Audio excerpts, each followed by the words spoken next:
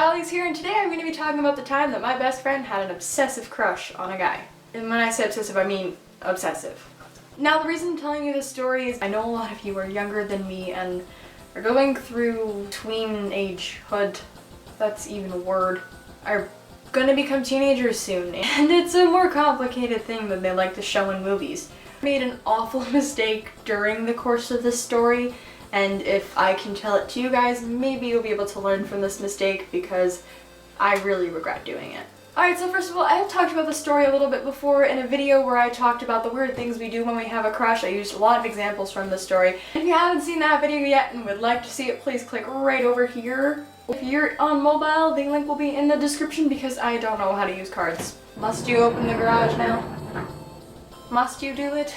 So this story begins in 6th grade. For those of you who did not know, here in Quebec, the last year of elementary school is 6th grade, and then you go into high school in grade 7 up until grade 11. Just gonna clear that up before I start. So I'm just gonna call my friend Claire for the sake of keeping her identity a secret because I don't talk to her anymore, but don't want anyone figuring out it's her. So anyways, in 6th grade, the high school we were all zoned for at my elementary school was having a concert. They were taking a couple of volunteer 6th graders to go see the concert. I think 4 of my friends were picked and they went off to the concert. And when they come back, all Claire can talk about is Max, this guy who had flirted with her, or she thought had flirted with her during the concert. And from that cursed day on, the only thing she could think about was Max. By the first week of high school, she'd pretty much figured out where his locker was. By the second week of high school, she pretty much knew all of his classes. And by the third week of high school, she'd pretty much known all of his friends' names. Fun fact, she hadn't even talked to him yet.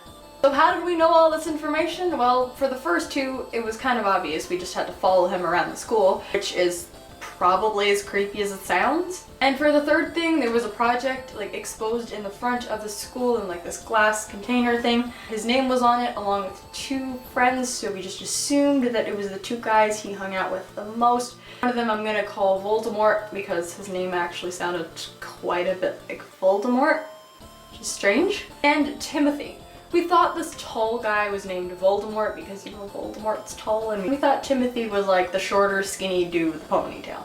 She'd also figured out that Voldemort was going out with this girl who we nicknamed the Cat because she looked like a cat, and it seemed like the girl that looked like a cat's best friend was flirting with Max, but that was just my friend's paranoid brain. And then there's just 2 other friends that we never actually got a clue as to what they were called. And October, beginning November, was kind of when things went to hell. But before that, I'd kind of become her personal spy because she didn't want to get near him, so it was basically my job to go and collect information about what he was talking about. It's as creepy as it sounds as well. My friend Claire had always been really insecure and saw drama where there absolutely wasn't. She'd then end up feeling really down for the rest of the day and sometimes got angry at me. Me, myself, have never ever liked it when other people were feeling miserable around me. I feel like it's always my job to make them feel better.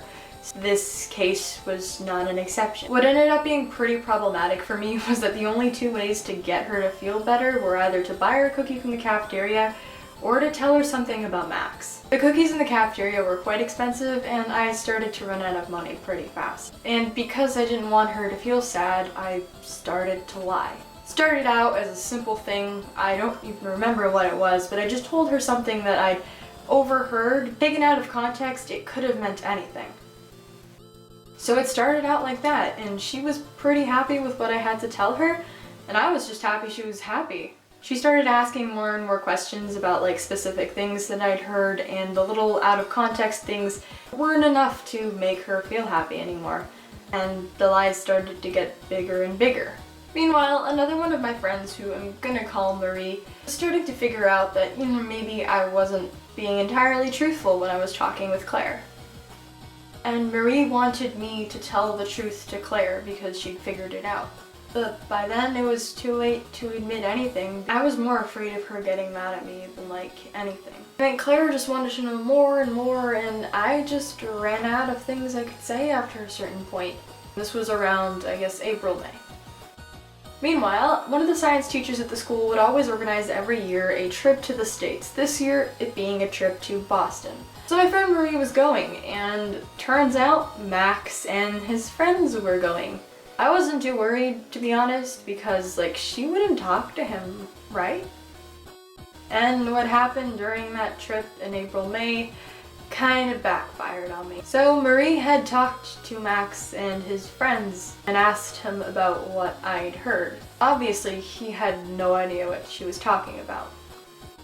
She came back from the trip and told Claire everything. Claire was pretty devastated, to say the least, and it was my fault. She forgave me, yeah, but she didn't ever really trust me ever again. And because of that story, I don't talk to her anymore. And it's pretty sad because she was a great friend.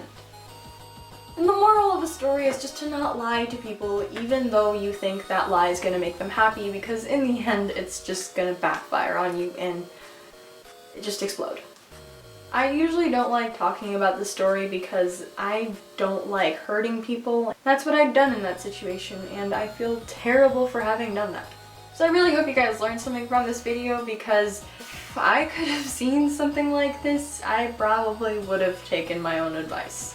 Well, anyways, that's it for this video. I hope you liked it. Please leave a like if you did. Comment down below what you would have done in that situation, because to be honest, I'm curious as to what other people would have done.